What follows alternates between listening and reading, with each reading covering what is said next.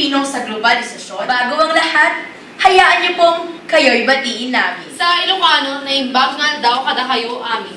Saya, maayong adlaw sa inyong tanan. Plano, Diyos marahay na aga sa Indogabos.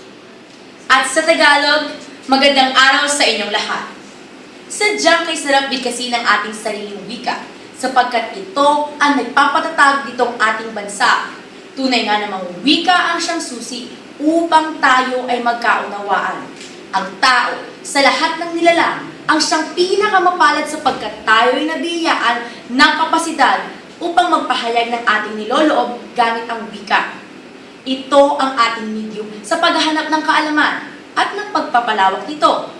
Ang lahing ating pinagmulan at ang nagpapakilala sa mundong ating ginagalawan. Batay sa estatistikang inilabas ng Komisyon ng Wikang Filipino, ang Pilipinas ay mayroong 160 hanggang 170 wika sa buong bansa. At ayon naman sa ginawang saliksik ni Constantino, ang Pilipinas ay mayroong 100 wika at 400 dialekto. Patunay lamang na ang Pilipinas ay isang multilingual na bansa.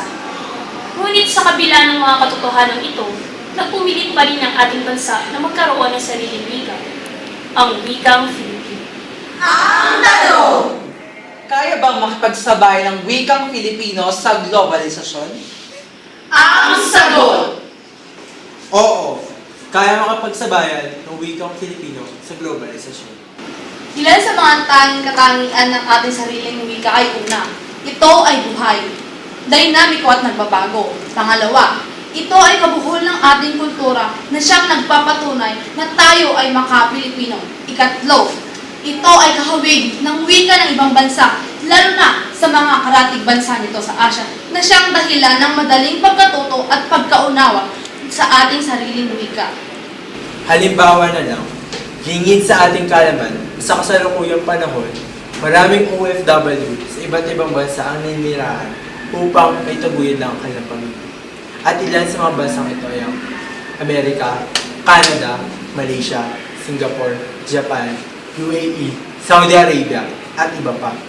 Hindi ba't ang mga ito na may iba't ibang lahi, ngunit nagagawang maimpluwensyahan ng kultura natin, ang lalo na ng wikang Filipino. Sa kabilang dako, dito sa bansang Pilipinas, hindi matatawaran ang mga likas na yaman na umakit sa napakaraming turista na ilan sa kanila ay naging katangi-tangi at dahilan upang ilan sa kanila ay ipagpapermanente ang paninirahan dito sa ating bansa.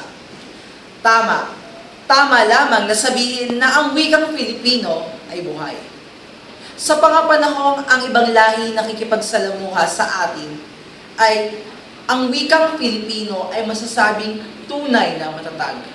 Ito ay dinamiko at nagbabago sapagkat ito ay nakikipagsabayan sa iba't ibang wika at nagbibigay pagkakataon marahil sa taga-ibang bansa na maunawaan at maintindihan ang wikang Filipino. Sa mga Pilipinong nagsasabing ang wikang Filipino ay mahina at walang laban, nakapanghihinayang ang paghihirap ng ating ama ng wika na si Manuel L. Quezon na tayo na ibunglod sa pamamagitan ng pagkakaroon ng wikang pambansa. Tunay na napakaraming suliranin ang kinakaharap ng ating bansa. Lalo na napakaraming Pilipino ang naniniwala sa paggamit ng wikang dayuhan. Subalit, ang ating pamahalaan, lalo na ang kagawaran ng edukasyon, ay walang tigil sa pag-iisip ng mga programang makapagpapatatag nitong ating sariling wika, ang wikang Filipino. Ngunit ating tandaan, anumang suporta o pag-iisip ng ating pamahalaan upang mapatatag ang ating sariling wika ay walang magagawa kung tayo mismong tao ay hindi makikiisa at makikipagtulungan.